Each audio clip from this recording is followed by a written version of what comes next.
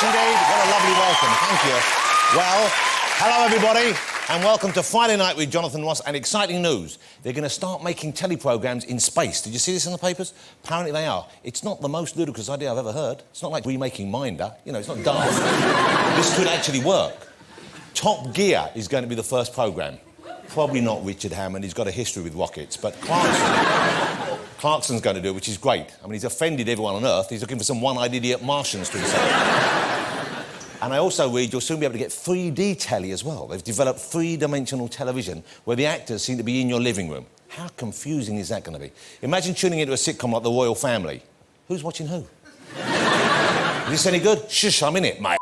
Let's have a look and see who's in my dream this evening. We have a fabulous show lined up for you. My first guest is a singer and an actor. He is the wonderful Will Young, ladies and gentlemen. Oh, that's a good-looking young man right there. It's going to look lovely. Will Young. My next guest is a top northern stand-up comedian. He is Mr. Jason Manford. Hi, Jason.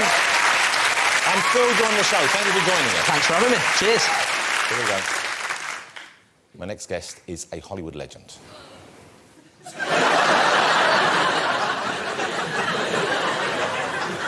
One woman on her own down the front went, He's a Golden Globe and BAFTA winner. I'm thinking of touring later this year. Are you available? I might need a bit of help. He is the one and only Mr. Mickey Rourke, ladies and gentlemen. There he is, right there. He's there for us. Mickey Rourke. Hi, Mickey. Good to see you. Mickey. Back on the show. Great to have you here. And we have one of my all-time favourite bands. They're just about, I think, one of the best bands this country's ever produced. It is The Cure. Wow. I'm loving the clip as well. It's good to see a rockabilly look going on there. All right, just before we get to that, you know, it's Pancake Day on Tuesday. I love making pancakes. Do you love making pancakes? Yeah. Do you love making pancakes? I love making pancakes, and I think everyone knows I love making pancakes. So even out in the street, people always shout at me, and they know I love to make the pancakes and flap them and flip them and catch them. So I was delighted when the people who make golden syrup that you squirt on your pancakes have sent us some pancakes in, and they've been decorated by a food artist. Her name is Prudence State, and she's decorated these pancakes with the faces of the guests on the show this evening in chocolate. OK? Would you like to see them? Yeah. Okay, have a look. Now, this is good. We'll start with Will Young. Oh, no. Have a look at this. In chocolate. That's Will Young. Look at that. That's pretty good, isn't it?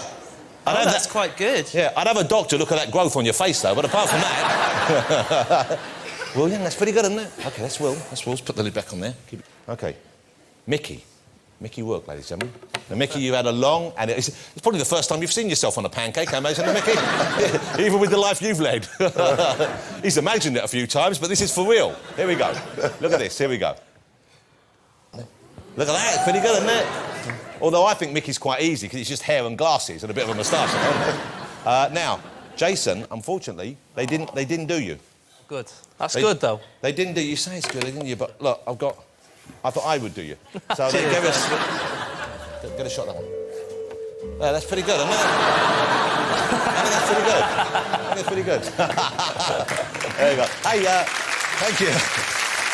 Shall we get my first guest out, ladies and gentlemen? Believe it or not, the last time I saw him, he was on Question Time. You were on Question Time, weren't you, Will? Oh, yes, I was. Yes. But he was a bit sharper when he was on Question Time. Well, the questions are going to be harder tonight. Ladies and gentlemen, please welcome the Right Honourable Will Young, MP.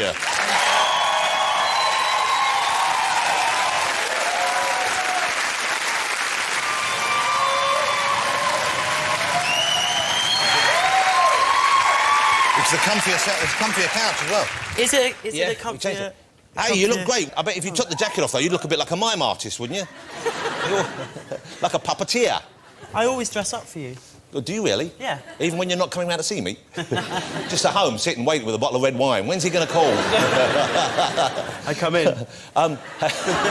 Before we talk, I need to just double-check. I need to confirm, because Will's been kind enough to come on the radio show. I do on Radio 2, and last time we were just chatting, we were chit-chatting, and we started talking about your parents. We did, yeah. It sort of became the It became Mr. a big and Mrs. focus. Young show. And you know what? Because I think you strike me as being just such an impeccably well brought up young man, and I was raising that. And then the next thing we know, we're talking about your parents doing nude gardening. They garden. Will's parents garden in the nude, and I just wanted to check out that they were okay with us mentioning their nude gardening. I did feel bad, but no, they're fine. Yeah, okay. It's winter, so obviously there's a rain check on the gardening. So they don't do the nude gardening in the winter. No. If we wanted to catch them naked, what time of year does it begin? When should we start driving by? No, I felt a bit bad actually because I adore my parents, but I felt so lovely. They really did become the show, didn't they? They did. You wanted them to ring in. No, you wanted to do a question time with Will Young's parents. Good parenting. Good parenting with Will Young's parents. But I'm still intrigued by this because I would have thought gardening naked would be fraught with peril, though. You don't want to be wandering around with shears and a trucker and stuff like that, with things flopping around, do you? No, he was clearing the pond. And I cannot say this I can't say it. I feel bad. You don't want to say it? No, I feel bad because I love them, but maybe other people think that's really odd. Well, I don't think there's anything odd about it. I'm a bit jealous, to be honest with you. Why are you jealous? Well, it just sounded such a lovely pastoral scene. People out there, I'm assuming there was a hat and some sunblock involved, but apart from that, naked. Right? Well, we might make a big deal, but I just wanted to check they're OK. They're very, very well, yes. Okay. And my sister's just had a new baby, so we're all very happy. Well, that's lovely. Well, congratulations. So it's Uncle Will. Uncle Will, again, for the third time, yeah. Are you a good uncle? Do you remember all their birthdays? I think so. I remember when my nephew came to see me at Wembley, and he kept on calling me a girl because I had makeup on. Oh, right. That kind of took me back to when I was called a girl by my brother and sister. Yeah, so it's obviously a recurring theme. Do you feel broody at all, though? Would you like to have a family yourself, like to have kids yourself? I did. Actually, I did have a patch when I thought, oh, maybe... You can't get babies from a patch. That's the smoking. That stops the smoking. No, I tried that. I tried a patch to stop smoking, and my whole arm went bright red. Did it really? Yeah. So I went back to smoking. Smoke with a patch. Amazing. Yeah. double dosage. Double dose. We don't endorse smoking, of course. So no, absolutely presumably not. For a singer like you, it's not a good thing, It's is it? terrible. Don't do it. It's very bad. So will you give up? No. Yes, I am going to give up. But because I've turned 30, so I sort of feel like, you know, maybe I should now. You look great for 30. You also look very relaxed. You've been away? Have you been working or have you been holidaying? Where have you been? Well, yeah, I've been in Mexico. I was in Mexico a while ago, yeah, for 2 weeks. And that was work or holiday? That was holiday, yeah. How lovely. Mexico. What part of Mexico? Well, it was a villa just outside Cancun, but it was beautiful. Just me and my brother and a couple of friends. And presumably when you're out there, obviously you're very, very well known here in the UK. If you were to go somewhere here in the UK, if you were to go to like Centre Park or someone, everyone would know who you were. but presumably if you're in a villa outside of Cancun, then they don't know who you are. Would I be right? Can you relax? I can relax, yeah. It was great. It was great fun. I mean, we decided on the sort of second day, we were there for 2 weeks, and I thought I'd have a massage. So, you know, when you put your face through the sort of... Yeah, I don't enjoy that. I don't like that. You lie down and there's a little hole you put your face through. Yeah. Like that, yeah, I don't like it. Anyway, so I was there like that, and the woman goes, you know, sort of, take your pants off, pants with a towel, and then she goes, and I'm down like this, and she goes, how long since the operation? And my face was like, what? I don't know. So then I'm really unrelaxed. You know, I've got a little bit of a bald patch. Does he think I've had hair plugs? What would it be? A few spots on my back. Well, I'm sure when you got up, you sorted this out. You must have asked her what it was. Well, no. Then I said, "Oh, what? Oh, sorry." And she goes, "How long since the operation?" And this time I'm really unrelaxed. I'm like, you're tense. What operation? And then she goes, nothing. And so for the whole massage, I'm like, oh, operation, what? I think maybe the masseuse she was in the employ of Gareth Gates. Maybe he was still getting back at you after all these years. OK, so presumably... in her ear. Now ask how the operation went. Fine, OK. Hey, Will Young, I've been playing some tracks from your new album on my radio show, but it was been a while since there were... How long between the last album and this one? It was quite a gap, wasn't it? Yeah, I think it was 2 years. Why was that? Why did you wait so long? Because that's an unusual... Normally it's a year, boom, you do a year, don't you? Yeah, but then it becomes a bit like a factory line, and I think that... Well, I did a play, which lasted 4 months, so I did an Noel Coward play in Manchester, which was... I really enjoyed and learnt a lot. Kind of terrifying. And that was The Vortex, so it's not a musical, is it? No, it's an actual play, a proper play. It was Noel Coward's first play that made him a big hit. But it's quite funny because we were in the round, and you know, sometimes people they just get up and leave. Like, we had one woman, and it was the end scene, and I'm crying, like, "Why, you're a bad mother." And this woman just gets up and taps me on the shoulder and goes, "I really like it, but I've got to get my bus. It's the last bus." That's a little bit in the middle of a dramatic scene. Yeah, it's the beginning, and then people sort of comment. She was being polite. She wanted to be polite. It was, yeah. But what could I sort of do? Thank you very much. And then carry on. Did the rest of the audience then think, you know what, maybe I should go now? or like, you just get comments from people, you know. Like what? Well, like, I remember I had to do a scene at a piano and, you know, it's getting to the end and I'm very kind of conceited and troubled and I start to cry and I just heard someone go, "God, he really wasn't very good in that scene, was he?" It's just quite funny, you know, because you're so close to the audience. Is that because they're so close? I guess they feel there's less of a barrier between performer and audience, and so and I guess they feel like they're involved in it. But that must be, I would have thought, one of the hardest things. Obviously, acting, I'm sure, is difficult in and of itself, but doing it in front of a live audience and trying to zone out and not be aware of their reaction and not feeding off that or letting that affect you, that must be one of the toughest things. It is really tough, but then I think at the same time, that's the best. I mean, I talk like I'm a seasoned professional, but, you know, what I loved about doing the play was that you really thrive off the audience and it's so immediate, and literally some nights they absolutely love you and you can't, you know, you just can't do anything wrong, and other nights you walk on and you just think, you just know they're going to hate you, and then you can't work out whether they hate you or that they hate your character, you know. And there's a lot going on in your head, young man, and they're kind of so you're worrying about that, you're thinking about that while you're on stage. Yeah. Oh, yeah. That's a lot to deal with. Yeah, I'm very messed up. Yeah. But you seem, on the outside, you seem very confident. You seem very calm, very confident. When you meet other famous people, are you still a little bit in awe of them, or do you now feel like, well, this is a club, I'm part of this club? No, I'm awful. I remember singing at the BAFTAs in Los Angeles, and Julia Roberts was there, and we were in the same dressing room. And, you know, so I'm sitting there having my makeup done. Julia Roberts is over there, and I'm thinking, oh, you know, she's so beautiful. And then she turns around and goes, "Hi." And I'm like, "Oh, my God, hi." She goes, "You're the guy that won American Idol." And I go, "Well, no, not American Idol, Pop Idol in the UK." And then that's fine, you know, but I can't leave it. And I go, "Wouldn't it be funny if it was called Pup Idol and everyone brought their puppies? Why am I saying this?" And then she literally just goes, "Get me away." And she's like sidling away. I'm wanting to kill myself. Well, it was in your head. It was either that or sing Pretty Woman. It's really bad. And I mean, I remember, like, you know, I remember meeting Dawn French, like, straight after winning Pop Idol. And I loved French and Saunders. And our family, you know, we just obsess about them. And I was like, "Hi, Dawn." She was like, "Hi, well, you did great on Pop Idol." And I went, "Oh, thank you so much." I said, "My whole family love you. You know, I base my humour on you, which is probably why no one laughs at me." And she just...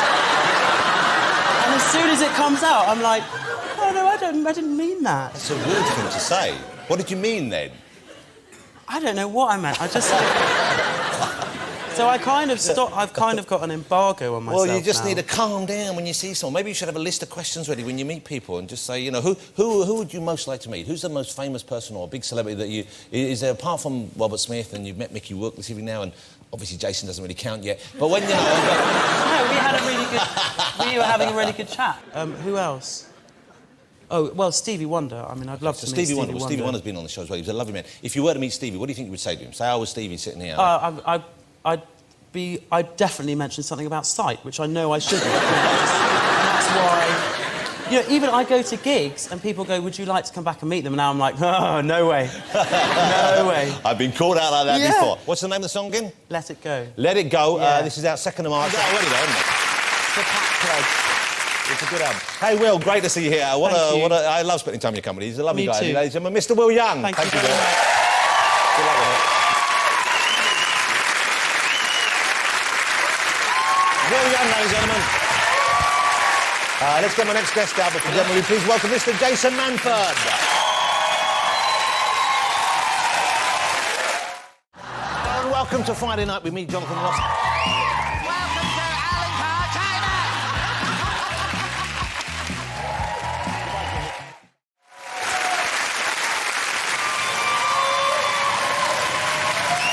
Coming on, great to see you. all right, I've been pleasure. admiring and enjoying and laughing at your work for quite some time. I've been enjoying thanks very much. 8 out of 10 catch, Manchester City football team. That's... And you're a fan of this team? That's me, yeah. Well, I'm not a big football fan. Get away. I'm still confused Manchester United, Manchester City, they're different teams, is that right?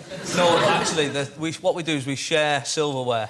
So everything they've won, we've won by proxy. But Manchester United, they're the popular ones, aren't they? They're the big ones, yeah. They're the big. There's a few in there, of course. They're like rats. You're only 3 metres away from a United fan. Don't worry about it. They're everywhere. But Man City, is that the one that like proper Mancunians would support? Is that more like that? I think it's one of those things that we, like, as a Manchester City fan, it's one of the things that we, over the years, we've gone, yeah, there's no United fans in Manchester, but there's bloody loads of them. Yeah. Otherwise, it'd be quite empty when they played at the weekend, exactly, wouldn't it? Yeah. So, but you know, it's a friendly rivalry, I think, generally. Okay. And do you play football yourself? Are you a football player as well as a supporter? I try to. I'm more on the, you know, the Pro Evolution football on the old on the PlayStation. That doesn't really count, does it? Does it not? Because sometimes I move my legs. I play Call of Duty. I don't consider myself a soldier. You know, it's not the same thing. Well, that's just because you lack ambition. You see, that's me.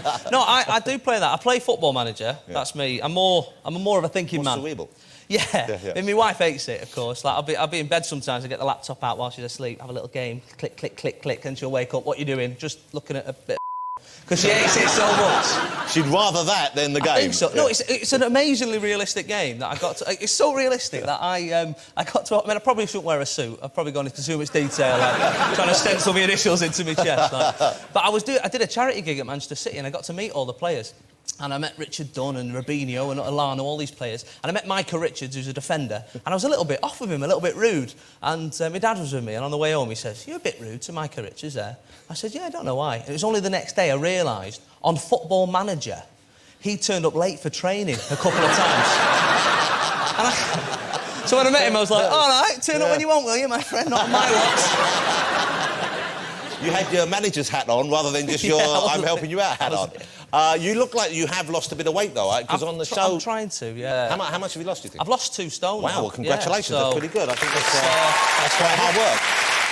Diet or working out or what? Yeah, a bit of working out and just sort of dieting. I mean, I don't want to get too vulgar, but the point when I realised I needed to lose weight was I was with my wife and, you know, we were getting amorous and she moved to a different level, you know, when I was still up here. You know what I'm saying? She was... I've got a rough idea, yeah. OK, yeah. She was looking for a contact lens. I wasn't helping, right? Okay. And... you know what I'm saying, right? Anyway, this is the point I realised, because... Hang on a second. How long have you guys been... You're married. How long have you been married for? Just over a year. OK, I'll make the most of it, because that won't last, OK? But I realised, because I looked down to see how it was going, and... in case you needed any help. No, because it's nice to see. Yeah, it's nice to feel involved. And I looked down, and I couldn't see. Couldn't see a thing. My stomach was in the way. I thought... So I put some mirrors up at first, but then I thought, no, let's just lose some weight. Well, that's what a beautiful and romantic story that is. The comedy is going terrifically well for you because, as I said, I mentioned 8 out of 10 Cats. I love that show. Yes. You're on it every week now. Yeah. Is it part of the team? Do you feel because you joined them? You weren't in from the very beginning, were you? No, Dave Spikey did it for a couple of years. And you've come in and taken over from him. And now, is Jimmy nice to you? Is Sean nice to you? Do you feel they are now? Yeah. I mean, they were at first. They were really nice. Friendly guys, yeah. And Jimmy's a lovely bloke. He's a really friendly. And Sean is very professional. And you know, and I thought I really want to be his mate. You know, when you just meet somebody, you just think, I want to be his mate. And you admired him, I guess. Yeah, and because he's been doing it longer than you know than I have by a long stretch. So I just really want to be his friend. And you know, it's hard to get in there sometimes and every so often you try and say something funny and he just stares at you a little bit.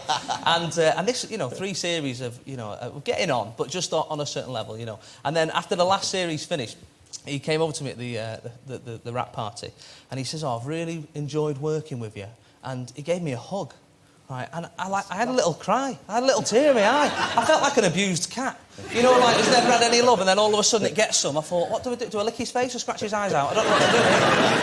I didn't do either. They're both wrong. Jason is you're currently on your first... This is your first... I know you've toured before. Yeah, It's your first solo tour. Yeah, this is the first tour by myself. So the responsibility is all on you, and it's a long tour. How long is it running? Started last September, and it goes on till April. So it's a long as about 8 months. That's right. There's a bit of a gap, and then we pick up again in the autumn. We're filming a DVD for Christmas. And how does that feel? What's it like? It must be being on the road for that length of time. I guess when you're near home, you can pop home for overnights, but the rest of the time you're away from home. Yeah, hotels and that. Hotels and what's stuff. it like? Really, it's all right. I mean, sometimes I've had to ring forward, tell them to take the minibar out. Just take the minibar out, because I know I'll be tucking in. You'll eat everything, all the sweeties, you'll go through... Yeah, everything. Oh, nuts. Just eating everything. So in the end, I thought, right, let's sort that out. And, you know, I miss my wife, obviously, because I'm away quite a lot. Until I get home. I don't know if you have that thing sometimes where I do miss her, because I love her, but I think I sort of love the thought of her more than I love her. I don't know, does that sound harsh? I don't mean to. That will also apply to your children when you have some as well. Does it differ, the audience up and down the country? I mean, do you get different kind of crowds? Do you get different kind of heckles? Do you get different kind of reception when you travel? Yeah, I think so. Certainly, I don't swear an awful lot in my set, but suddenly when you start doing... Like, I'll do like a Q&A at the end, and all the questions will have swear words in. I go, hold on, have I not set a precedence here where we've not done a lot of swearing? And people start asking you mad stuff. Like, I was in York, and I had a short-sleeve shirt on, and this woman goes, do you think your arms are too long for your body? This is in a Q&A. Like, I'm supposed to be like, what's Jimmy Carr like? That's what I usually get. Yeah. Do you think your arms are too long for your body? And they're not. I measured myself that night. And another woman shouted out, maybe she thinks that's a long-sleeve shirt. Like that explained it. So, it became quite a big thing. Yeah, like that's the cuff, and then that's just all wrist. So I do get some mad ones, yeah. I'm thrilled that you're doing so well, though, because you're very funny, you're a very likeable guy as well. Now, you've got this DVD coming out. What do you want to do? Do you want to get into movies? Do you want to stay doing this? Do you want to do TV? What are your dreams, Jason? For me, I like just trundling on, but I do ring my agent up every few months and go, can you get me in a musical? I'd love to be in a musical. Can you actually sing? Yeah, a little bit. You know, I was in Little Shop of Horrors at school, and What part did you play? Well, I was Mr. Mushnick because I was always old before my time, and I had a moustache. And then I was the understudy to Seymour, and that's what you really wanted to be. Oh, I love that. Oh, yeah. Brilliant. So you like to sing? Can you dance? Do you do that on stage as well? Have you learned? I'm not the best dancer in the world, but the John Sargent School of Dancing. So seriously, this is something you really want to do? You want to be in a musical? Well, I mean, my wife said to me after I first did 8 out of 10 Cats, she said, "Oh, I can't believe you're on the telly and everything." And I said, "Oh yeah," and she went, "And you want to do a musical? You're only probably 6 months away from being in Chicago." And I said, "What do you mean?" And she went, what they normally offer people. Yeah. Well, that's what she said. She went, "Michael Greco was in it the other week." I was like, so essentially what you're saying is I'm 6 months away from being Michael Greco. That's what you're saying. Brilliant. Beppe. Were you at all kind of concerned about coming out with your love of musicals, though? Because when I first started playing people immediately assume it's quite a gay thing for a man to like musicals. Maybe less so now, but it's like, I don't know. I've always liked them. I just like people singing and dancing. What's your favourite one? I tell you what is good, Wicked. Have you seen that yet? I've never seen Wicked. Ah, it's really good. I like that. Yeah, enjoy that. Phantom, I like Phantom. I've not seen Oliver yet. Can't get a ticket. Oliver, so you can't get a ticket? No, it's been just the days I'm down in London. It's just not correlated. But hopefully I get to see that. Well, I'm sure they will now let you in there. Possibly you could understudy one of them. You never know. I could see you as a little cheeky chappy in Fagin's bunch, picking a pocket or two. Hey, how's your accents? Can you do an accent? If you have to do a southern accent. Hey, can I do an accent? Okay. No, I'm not very good at accents. I can do a few, mainly British ones. Can you do Cockney? Let me hear your Cockney. What should I say? Well, all right, lovely, brilliant, cleaning windows and all that, lovely, jubbly. I live in London. Why is it people always do that when they do it? Lovely. You've got to walk around a little bit like that. All right, Jonathan, nice one, lovely. Sit down here, lovely. That's just horrible. That was just horrible. That's how you talk. OK. Let me just... Before you go, you're still on tour. I know you miss your wife, you said that. Do you have something planned when you go back? Do you have a big romantic... When you go back, if you've been away for a while, do you do anything nice? I'm going to get back and I'm going to... Because I've stayed in some, quite rubbishy hotels Bad and places, stuff. Yeah, I guess you've got to keep costs down. Yeah, exactly. So just stayed in some, top and tailor with my tour manager and stuff. And it's awkward, but she's lovely. And I stayed in one the other week. I had to go to see a doctor who got bit by a spider. Yes! I love that woman there. No! Come again. I say spider. I went to the doctor's and he looked at it, it was on my leg, and he went, "It's either a spider or a flea bite." I said, "Well, I'm going to tell everyone spider because it don't make me sound like a tramp." So, yeah, spider. So it was quite nasty then, was it? It was massive. Look at it. I've got it on my phone here. I took a picture of it. You took a picture of your bite and you keep it on your phone? No, not of the bite. Of the spider. I caught it. You caught the spider? Well, I didn't see it at first, but I heard it laughing. You show us a picture of a flea now. You know you're lying. I heard it laughing in the corner. I felt it get off the bed. Let me have a look. Hold on. Oh, there it is. Look at that. Boy, that is a big boy. Can we massive is try that? and get a shot there? Go in closer, look at that.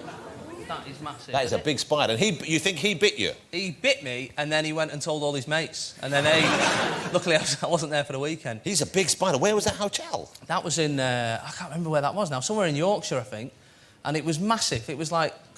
I did not know they had spiders that bit you in Yorkshire. Well, it was huge. I mean, when we were kids, I was never really scared of insects and stuff like that. We had ants, you know, come in the summer, and my dad would always do that. Like, he'd kill... Like, say there was 5 of them, he'd kill 3 of them, and then he'd maim 2 of them. So they could go back to the nest and go, don't go in number 28, he's mental. Limping home, stories to tell, yeah. And it seemed to work, so I should have maybe done that next time. Yeah. Just take one of the legs off. Yeah. Hey, Jason, how lovely to see you. It's been great to have you. Thanks for Will you having me. come back on when you're next in town? Anytime, I would love to have you back on. Ladies and gentlemen, Mr. Jason Manford. Thanks a lot, cheers. Thank you. Well done, thank you. Jason Manford. Cheers, guys. Let's get my final guest out. He's recently been recognised as the fantastic actor he truly is, with awards galore for The Wrestler. What a movie. Please welcome the one and only Mickey Rourke, ladies and gentlemen.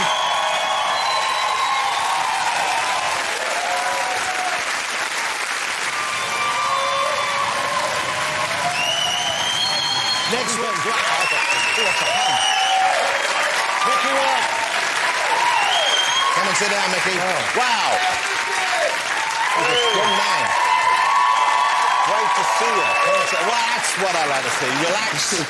Relax. Wow. First of all, 2 things. One is Mickey gave me a little hug there. Man, he's strong. He's like a bear crush. I think I've damaged a rib.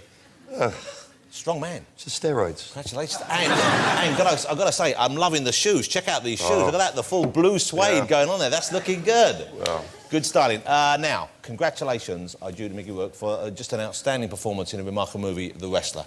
What a film. Congratulations. You must be over the moon with the way it's been received and the work itself, I'm sure. Why didn't you show The Wrestler? You showed a movie from 200 years ago. We're going to show The Wrestler in a minute. I wanted to do that in the middle. We've got this, because I'm saving the best to last, Mickey. Okay. But that's a great film as well. Yeah. Is it it was weird a hard film.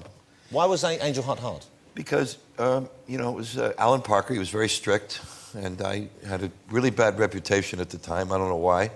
And I think, you know, the day Alan Parker met me, and I have all the respect in the world for him. I mean, I loved all his movies. And he just, as he introduced himself to me, he started scolding me. And I went, I haven't done anything yet. You know? So he would yell at me before I would do anything. And then he had, you know, Robert would improvise, and then I'd improvise back, and then Robert would go, Mickey's improvising, and Alan said, Robert doesn't want you to improvise. And I go, if he improvises, I'm going to be able to improvise. Right? You know? So I got yelled at because I was the young... You know, but you know what, that period, here's the thing, and if you saw the BAFTAs, when Mickey turned up to collect his award for the fabulous performance in The Wrestler, you gave that speech, and it was a very lovely speech. It was quite moving, and it was interesting in a number of different ways. But one of the things you said was how you kind of messed up your career for quite a while, and how to get it back was his choice.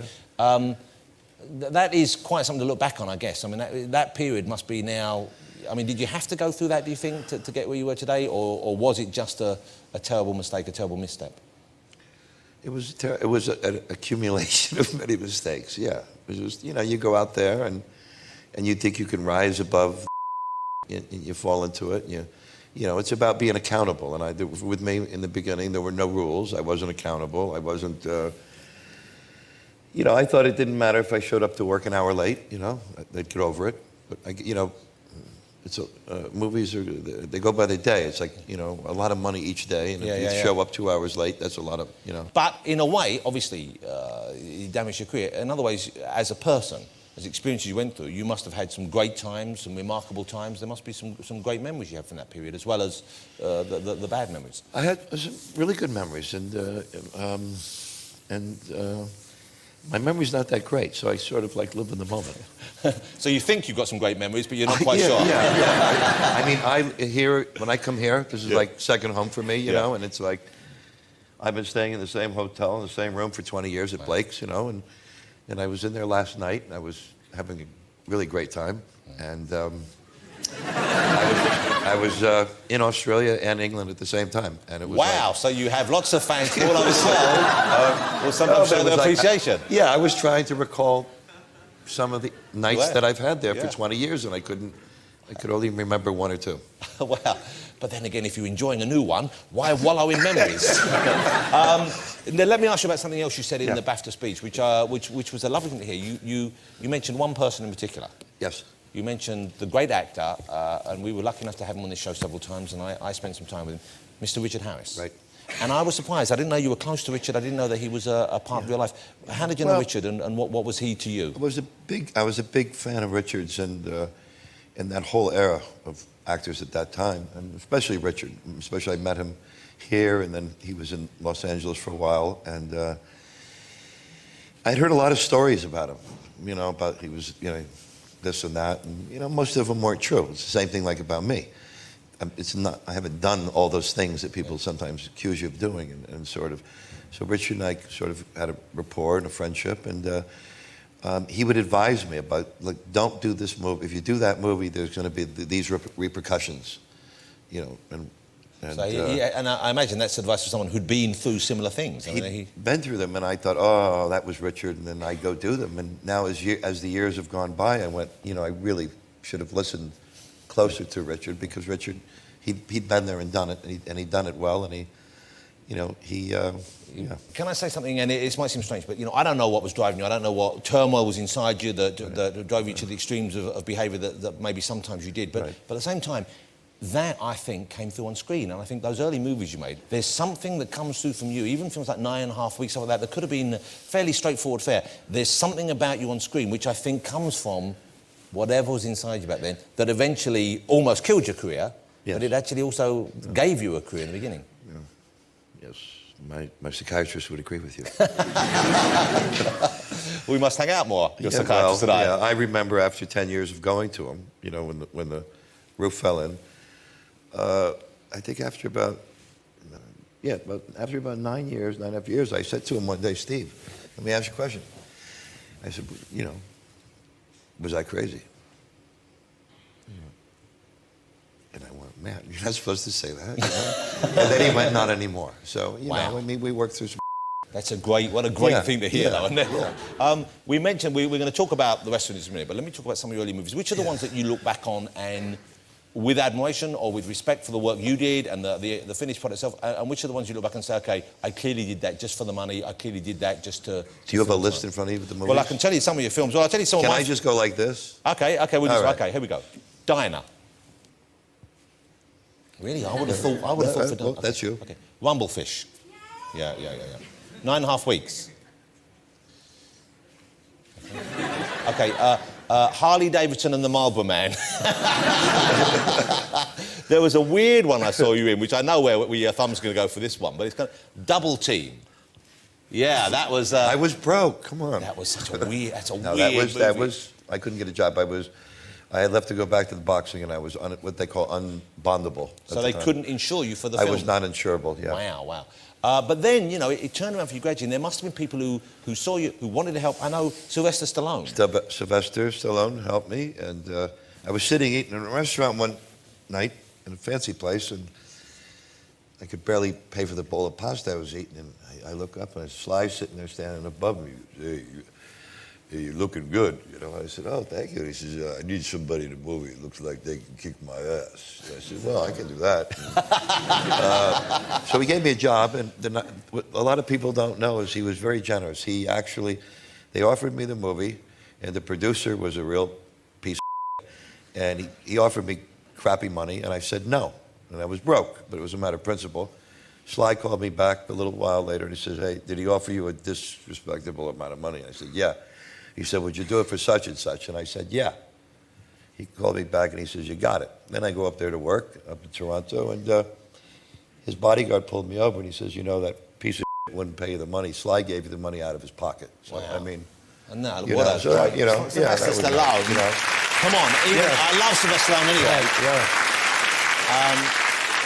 You're about to work with him again, aren't you? Are you going to be in this film? One day. I'm doing one day because I just got done doing a movie with called 13 with Ray Winston, Jason Statham, and Curtis Jackson, 50 Cent. Can I just say, that's not going to be a romantic comedy with that cast. No. Jason's going to do it. Jason and I became very good friends. Jason Statham, I'm hoping to get him on the show. I love seeing his movies now. Well, He's a good action guy, isn't he? He Never can do goes it. to bed. Does he not go to bed?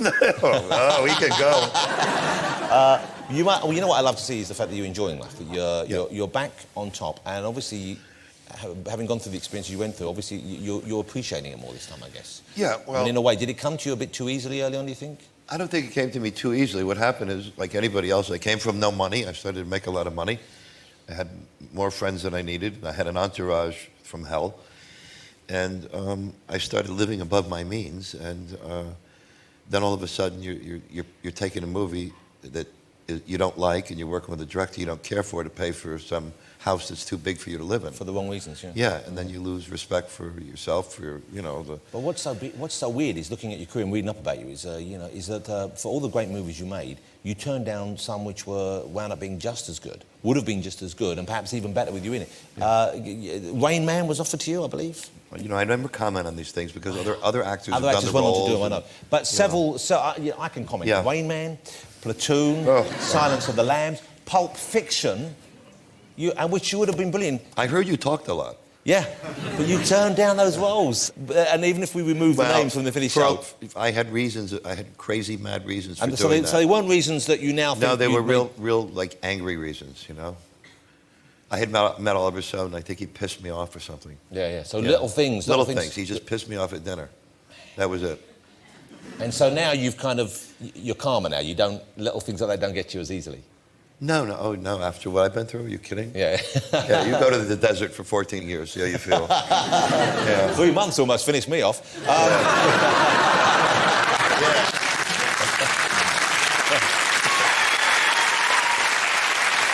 Hey, Mickey, making the movie, the preparation, a lot of people are a little dismissive of wrestling. They see it as showbiz, as razzmatazz. They don't see it as a real sport, even. I do too. Yeah, once you've actually experienced it, what's it actually like? Is it tough, or is it more kind of like...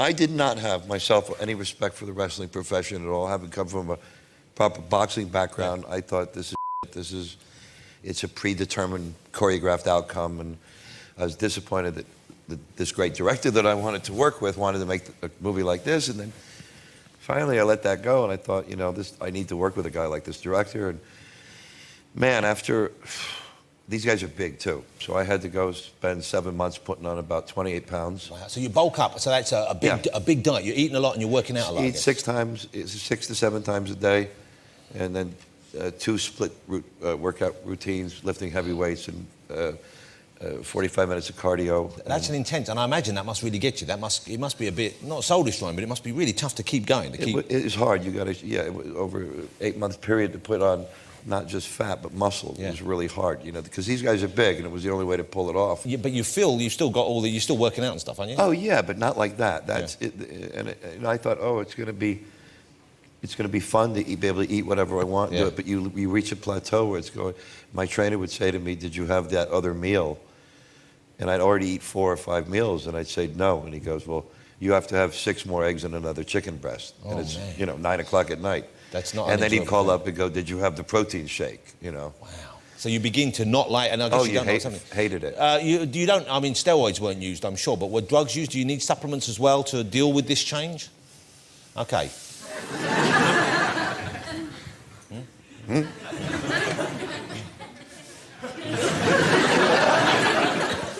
In a way, no answer is worse than an answer.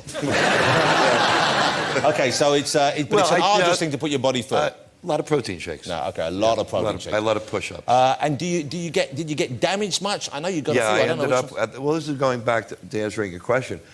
After about a month and a half, I went, man, these guys are athletes, and I do have a renewed respect for this sport, because I ended up with 3 MRIs in 2 months. Wow. Because you get some big... So that's a scan, isn't it? You get some big cat picking you up and throwing you down, and you don't know... these guys take years to learn how to flop, they call it, and... To break the impact. Yeah, to break it, and I'm landing like a lump of and everything's rattling, and I'm walking around like this. I lived on a 3-story walk-up. He's pushing me up the stairs every night because my legs couldn't carry the weight. Just exhausted. He's walking me down like Frankenstein in the morning, like this.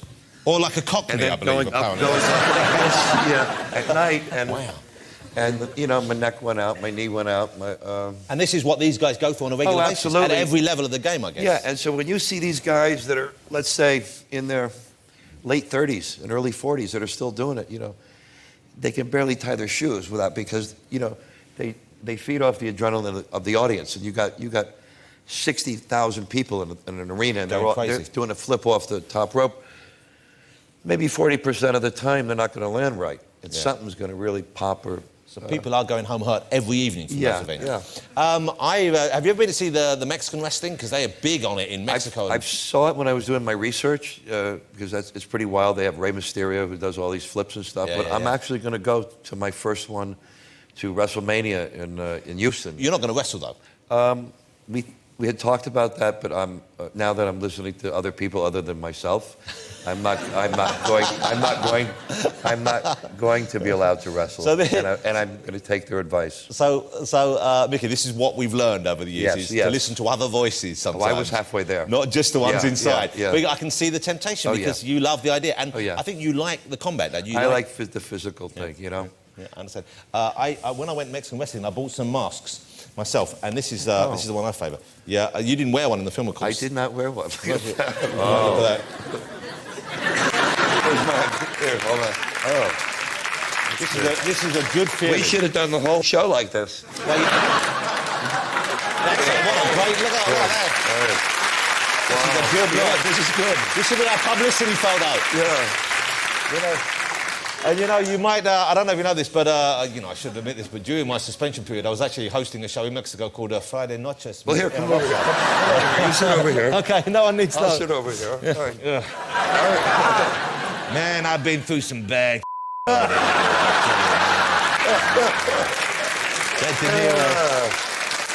I said, Bobby, if you're improvising, I want to improvise. He wouldn't listen to me. No, keep going, I'll get taken off again. Well, that was like... Oh, blimey, I don't know what's going on now. I'm a bit dizzy and confused. Oh, All right, let's take the mask off. We want to see you again. That's too frightening. And then you've got floppy ears on your one. I had a rough night, you know. Yeah. Sounds to me like you had a great night.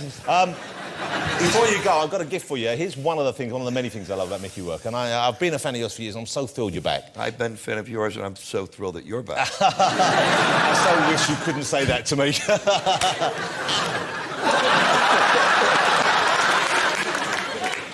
Ow, that still hurts. It still hurts. It's vibrating now. I didn't mean to do it that hard. Now my shoulder hurts as well. You know, one of the things I love about Mickey is he has a deep and abiding passion for his dogs. How many dogs do you have now? Loki. Well, you've got 6. A picture of the dog with you? Oh, wow. Oh, that's a Chihuahua, yeah? Short-haired Chihuahua? Yeah. And is that Loki? No, that's Loki's father. Loki's father. Yeah. Loki's home. Loki had a stroke. Oh, no, how old's Loki? She's only 18 and a half. Well, that's not bad innings for a Chihuahua. Yeah, but I need her here. I need her here. You love Loki? Well, I love Loki. I have a little gift for you. I bought you some collars for your dog. These are from a place called... I bought some for my dog, and I think they love it. They're a place called Holly and Lil. I went online, and we chose this for you. But this one, I think, for one of your special choices, these are all special. Look, that one's got a bit of tweed, very English. Oh, yeah. That one's got dice, if there's one that likes gambling. I like this here for you. This is a kind of a pirate one. It's got skull and crossbones. Jaws. This is for Jaws? Jaws. There you go. You've got to promise one thing, Mickey. What's that? Send us a picture of Jaws wearing that, and we'll show it on the show. I promise you I'll do that. OK. Before you go, Mickey, coming up is the Oscars. You've had a pretty good run on the awards front. I have my fingers crossed. I hope you get it for the rest as well. Just to be nominated must be a tremendous thing. I wouldn't have thought you expected that necessarily to happen again so soon. But to be up there at the top again, what does the Oscars mean to you? It would, you know what? After my drought, it would mean everything. But it's like, I mean, it would be an honor. Best of luck with it. I hope you get it. Ladies and gentlemen, regardless of whether he gets an Oscar this year or not, you've got to go and see The Wrestler. It's one of the best movies I've seen, well, ever. It's Mr. Mickey Rourke, ladies and gentlemen. All the best to you. Take care. Take care. God bless. I love that. The dogs will love me, I hope. I know. Take care of yourself. Mickey Rourke, one and only.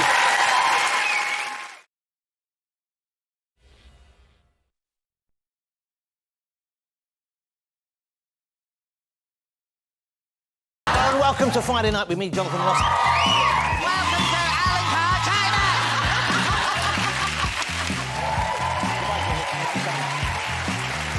Oh, Jesus.